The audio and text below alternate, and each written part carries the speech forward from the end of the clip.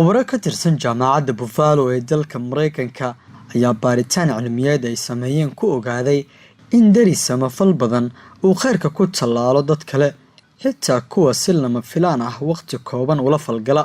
daraasadan ayaa lagu faafiyey website-ka jaamacadda Buffalo.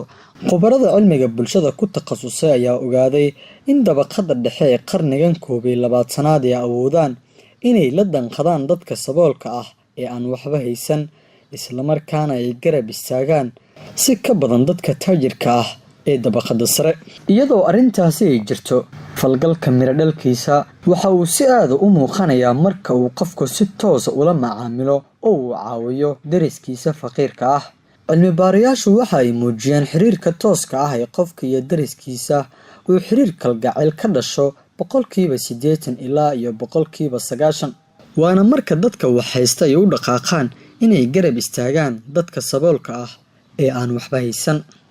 khubaradan ayaa daraasadan ka sameeyey 65 xaafadood iyo 3,000 oo qoys ayaa caddeeyey in mar kasta oo dadka wax haysta ay la damqadaan oo ay caawiyaan dariskooda saboolka ah ay hoos u dhacday heerka saboolnimada, gardarrada, xadgudubka iyo dhibaatooyinka dhaqaale.